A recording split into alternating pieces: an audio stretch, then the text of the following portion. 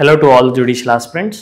JCJ post అని notify అయిపోయాయి and ఇప్పటి నుంచి కౌంట్ డౌన్ స్టార్ట్ అవుతుంది. So SL judicial service academy as a part of preparation ఈ రోజు నుంచి ప్రతిరోజు మీకు ఒక సెన్సేషన్ కేసుని యాజ్ ఏ జ్యుడిషియల్ ఆఫీసర్ మీరు అయి ఉంటే ఏ ఆస్పెక్ట్లో మీరు ఆ కేసుని సాల్వ్ చేయొచ్చు అండ్ ఆ కేసులో రేషియో ఏంటి, what are the circumstantial evidences ఏంటి, సివిల్ కేసెస్ అయితే what are the documentary evidence ఏంటి అనేవి జ్యుడిషియల్ ఆస్పెక్ట్ వైజ్లో మీకు క్లియర్గా ఎక్స్ప్లెయిన్ చేస్తాం. So let it be for the common people or let it be for the judicial aspirants or let it be for the advocates. So ఈ judicial analysis of each and every case అనేది SL judicial service academy ద్వారా మీ దగ్గర తీసుకొస్తున్నాం. So first మనం ఈరోజు చూడబోయే case RG Kar Kolkata rape and murder case. ఈ కేస్ని మనం from the day August 8th ఏ రోజైతే విక్టిమ్ ఎవరైతే ఉన్నారో ఆ రోజు నుంచి జనవరి 18th వర్డిక్ట్ వచ్చినంత వరకు డీటెయిల్గా కేసు అనాలిసిస్ చేస్తూ ఏ విధంగా పోలీస్ కానివ్వండి లేకపోతే సిబిఐ కానివ్వండి సర్కమ్స్టాన్షియల్ ఎవిడెన్స్ని ఏ విధంగా ఫ్రేమ్ చేసి ఎవరైతే అక్యూజ్డ్ ఉన్నారో ఆ అక్యూజ్డ్కి పనిష్మెంట్ ఏ విధంగా ఇచ్చారో అనేది క్లియర్గా ఎక్స్ప్లెయిన్ చేస్తాను. Okay, first August 8th, 2024 RG Kar hospital and college junior doctors అందరూ కూడా డ్యూటీ కంప్లీట్ చేసుకున్నారు. ఆ రోజు midnight 2 AM అయింది. 2 AM అంటే ఆగస్ట్ 9th 2 AM అయింది. అందరూ కూడా డ్యూటీ ఫినిష్ చేసుకొని ఎవరైతే విక్టిమ్ కొలీగ్స్ ఉన్నారో అందరూ వాళ్ళ ప్లేసెస్కి వెళ్ళారు. ఈ విక్టిమ్ ఎవరైతే ఉన్నారో లాస్ట్ 36 hours నుంచి కూడా మేడం ఎవరైతే ఉన్నారో మేడం డ్యూటీలో ఉండడం వల్ల యాజ్ షీ ఈస్ టయర్డ్ ఎక్కడైతే కాలేజ్ సెమినార్ హాల్ అంటే ప్రతి హాస్పిటల్లో కూడా డ్యూటీ డాక్టర్స్కి సపరేట్ ఛాంబర్స్ ఉంటాయి కానీ ఆర్జీ కార్ హాస్పిటల్లో ఏదైతే ఉందో జూనియర్ డాక్టర్స్కి సపరేట్ ఛాంబర్స్ లేకపోవడం వల్ల ఆ రోజు మేడం ఎవరైతే ఉన్నారో సెమినార్ హాల్లోనే కాసేపు పడుకున్నారు. సో అందరూ నెక్స్ట్ డే మార్నింగ్ వచ్చే టైం కల్లా she is seen dead. So hospital authorities ఎవరైతే ఉన్నారో వాళ్ళందరికీ పోలీసుకి కాల్ చేశారు. అరౌండ్ 6 to 7 AM కాల్ చేసినప్పుడు పోలీస్ అందరూ వచ్చారు. పోలీస్ వచ్చి అరౌండ్ 7 to 6 మధ్యలో పోలీస్ వచ్చారు. కాల్ చేశారు, పోలీస్ వచ్చి క్రైమ్ సీన్ అంతా చూశారు. అరౌండ్ 9-9:30 మధ్యలో విక్టిమ్ ఎవరైతే ఉన్నారో వాళ్ళ పేరెంట్స్కి కాల్ చేసి ఇలా మీ అమ్మాయి సూసైడ్ చేసుకుంది అని చెప్పి ఫస్ట్ ఇన్ఫర్మేషన్ ఇచ్చారు వాళ్ళకి. లేటర్ ఆన్ వాళ్ళ పేరెంట్స్ రావడం జరిగింది. ఇనీషియల్గా నేను ఇవన్నీ ఎందుకు చెప్తానంటే facts, all these facts the chain of events will form circumstantial evidences.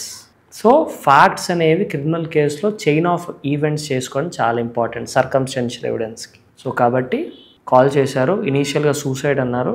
So parents అమ్మాయిని చూడ్డానికి పంపించండి అంటే వాళ్ళు పంపించలేదు.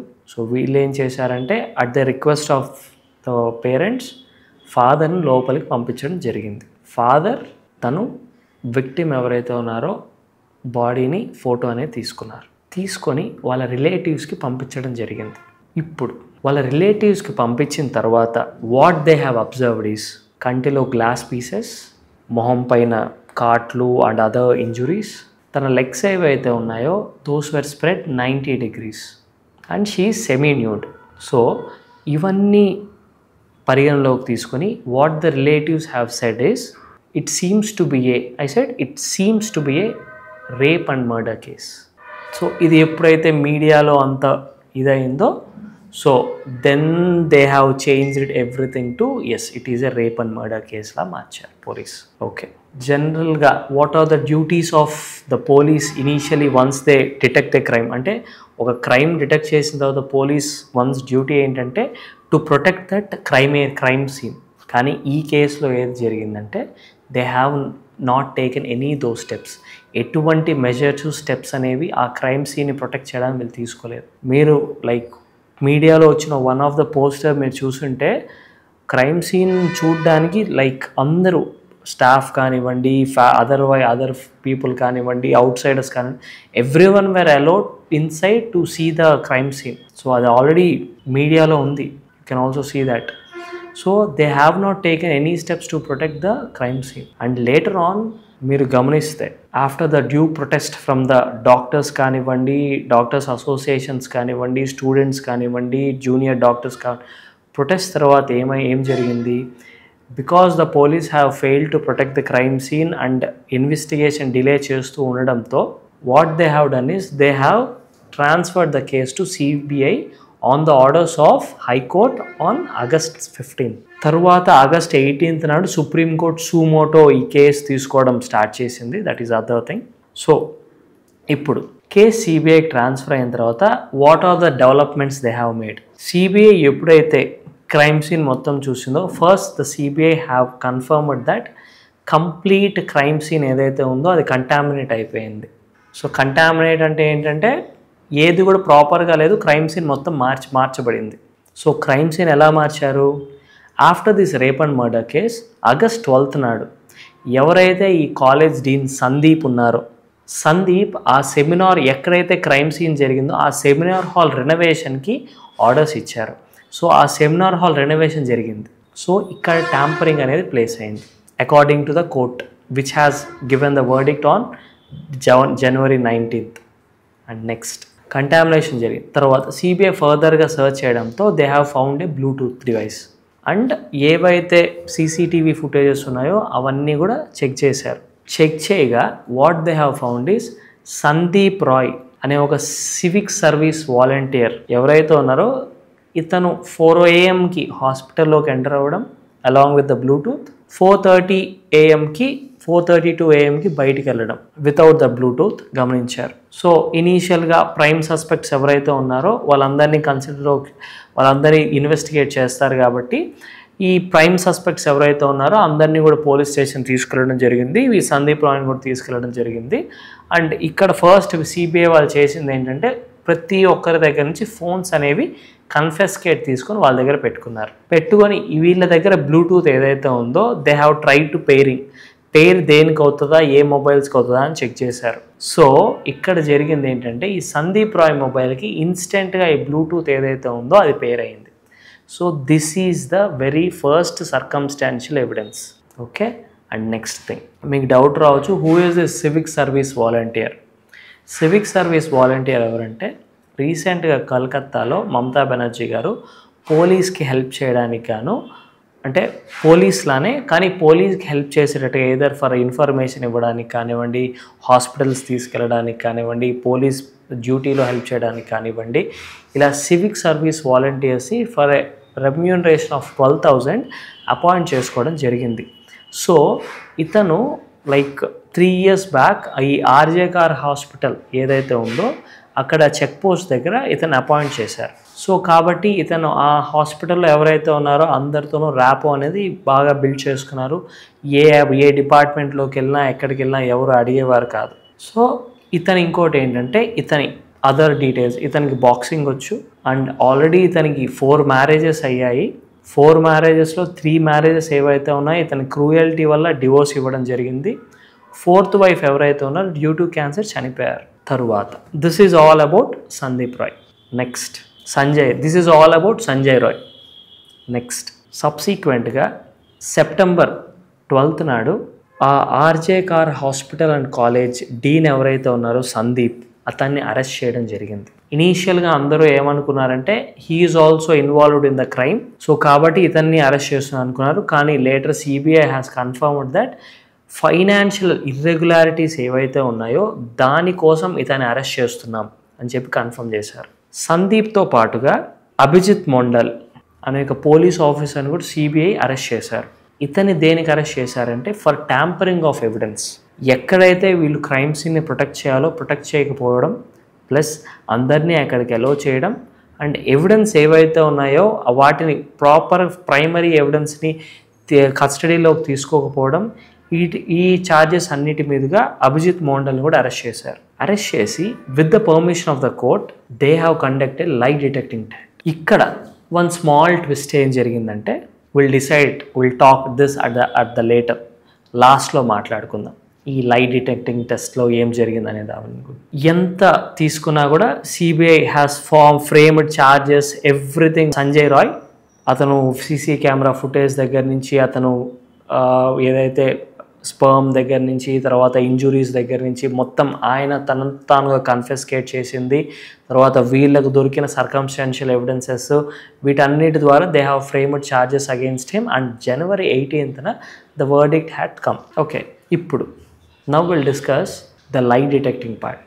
స్టార్టింగ్లో ఈ సంజయ్ రాయ్ అనే వ్యక్తి ఎవరైతే ఉన్నారో అతను డైరెక్ట్గా పోలీస్ దగ్గరికి వెళ్ళినప్పుడు ఏమని చెప్పారంటే, ఎస్ ఆ క్రైమ్ నేనే చేశాను, నేను చేసిన తర్వాత నన్ను ఉరి తీసుకుంటారో ఏం చేసుకుంటారో మీ ఇష్టం చేసుకోండి, కానీ క్రైమ్ నేనే చేశానని చెప్పారు. కానీ ఎప్పుడైతే ఈ లై డిటెక్టింగ్ టెస్ట్ చేశారో, ఈ లై డిటెక్టింగ్ టెస్ట్లో ఏమైతే వచ్చిందో, నాకు ఈ క్రైమ్కి ఎటువంటి సంబంధం లేదు, నన్ను ఫ్రేమ్ చేస్తున్నారు అనే ఒక ఫ్యాక్ట్ వచ్చింది. అండ్ ఎప్పుడైతే ఈ వర్డిక్ట్ ఇచ్చే డే ఉందో ఆ రోజున ప్లస్ November 12th ఎప్పుడైతే ఈ సంజయ్ రాయ్ని కోర్టుకి ఫస్ట్ టైం తీసుకెళ్లారో అప్పుడు వినయ్ గోయల్ అనే ఒక IPS ఆఫీసర్ ఈ క్రైమ్ వెనకాల ఉన్నారు అని చెప్పి తను మెన్షన్ చేశారు. ఏదర్ కోర్టు దాని కన్సిడరేషన్లోకి తీసుకోలే, నెయిదర్ CBI కూడా దాని కన్సిడరేషన్లోకి తీసుకోలే. So coming to the later part, that is the judgement part.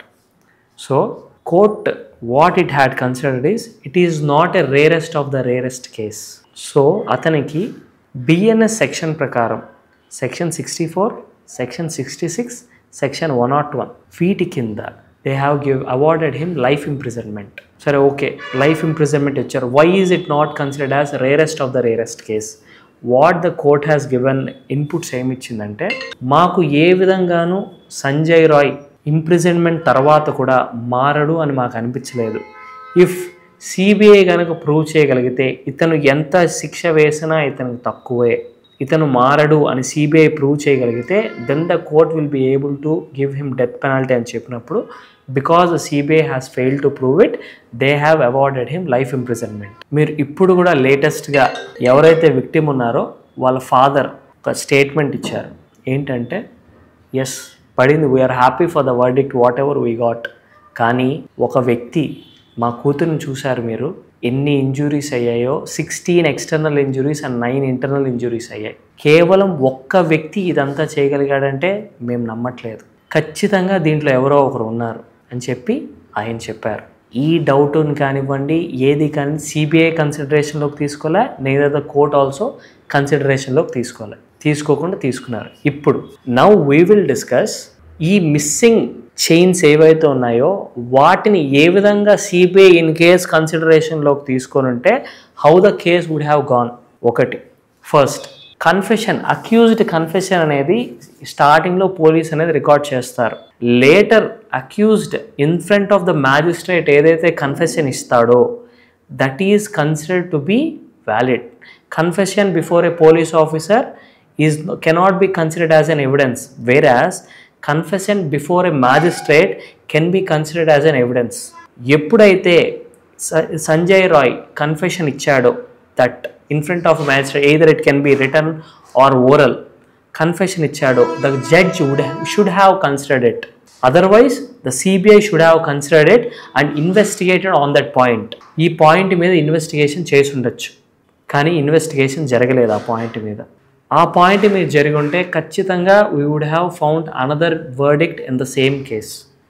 So ఈ చైన్ ఏదైతే ఉందో దీన్ని మిస్ చేయడం, అంతా క్రైమ్ అంతా కూడా సంజయ్ రాయ్ మీద ఫ్రేమ్ చేయడం, సో ఈ విధంగా జరిగింది. సో ఈ పాయింట్ మీకు ఎందుకు చెప్పానంటే, evidence act is a very beautiful act. Every criminal యాక్ట్లోనూ ఫ్యాక్ట్స్ అండ్ సర్కమ్స్టెన్సెస్ వేరుగా ఉండొచ్చు, but every criminal offence the main reason is intention and also the confessions by the accused and the confessions by the witnesses.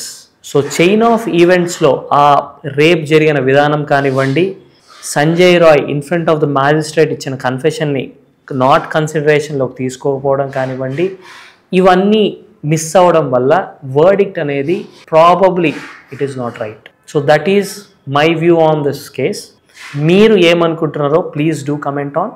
And SL judicial service academy junior civil judge ఎవరైతే aspirants ఉన్నారో వాళ్ళందరి కోసం కొత్త batch తీసుకొస్తుంది. Batch details మొత్తం మీకు చెప్తాను. Coaching అనేది మీకు 6 months ఉంటుంది. 6 monthsలో both AP and Telangana syllabus cover చేస్తాం. మీకు ప్లే స్టోర్లో SL జ్యుడిషియల్ సర్వీస్ అకాడమీ అనే మా యాప్ ఉంది. యాప్ యాక్సెస్ అనేది మీకు ఇవ్వడం జరుగుతుంది. యాప్లో మీరు live streaming, recorded classes with 4K quality, weekly mock exams, monthly mock exams, daily mock exams. ఈ యాప్లో రాస్తారు అండ్ మీకు 3 మెటీరియల్స్ అయితే ఇవ్వడం జరుగుతుంది. Hard copies, prelims material, mains material, reading material. ఇవి కాకుండా మీకు ఎక్స్ట్రా మెటీరియల్ ఏవైతే ఉన్నాయో మేము మా యాప్లో మీకు ప్రొవైడ్ చేసాం. అండ్ రాబోయే ప్రిలిమ్స్ ఎగ్జామ్కి ప్రతి సబ్జెక్ట్లోంచి very very very important objects from each subject మా యాప్లో మీకు అప్లోడ్ చేయడం జరుగుతుంది. We're 100% sure you gonna get questions from those questions. మేము పెట్టే మాక్ ఎగ్జామ్స్ ఏవైతే ఉన్నాయో you can call us and ask for a mock exam paper. మా మాక్ ఎగ్జామ్ క్వాలిటీ మీకు సెండ్ చేస్తాం. ఏపీ జ్యుడిషియరీ ఎగ్జామ్ ఏదైతే ఉందో దానికి తగ్గట్టుగా మా పేపర్ అనేది డబుల్ టఫ్ ఉంటుంది. అండ్ మీకు ఎవ్రీ 2 వీక్స్కి ఒక జ్యుడిషియల్ ఆఫీసర్ వచ్చి బ్యాచ్ని అడ్రస్ చేస్తారు. అండ్ మీకు లైఫ్ టైం యాక్సెస్ అనేది ఇవ్వడం జరుగుతుంది. లైఫ్ టైం యాక్సెస్ అంటే ఏంటంటే మీరు జేసీజే సెలెక్ట్ అయ్యేంత వరకు మా దగ్గర గైడెన్స్ కంటిన్యూ చేయొచ్చు without paying any extra fees. And ఈ కోర్స్లో మీకు drafting, pleading, conveyance, moot court skills, court language, English, vocabulary, spoken English అన్నీ కూడా మీకు నేర్పించడం జరుగుతుంది. So why wait? Join SL judicial service academy. Contact 8125974598.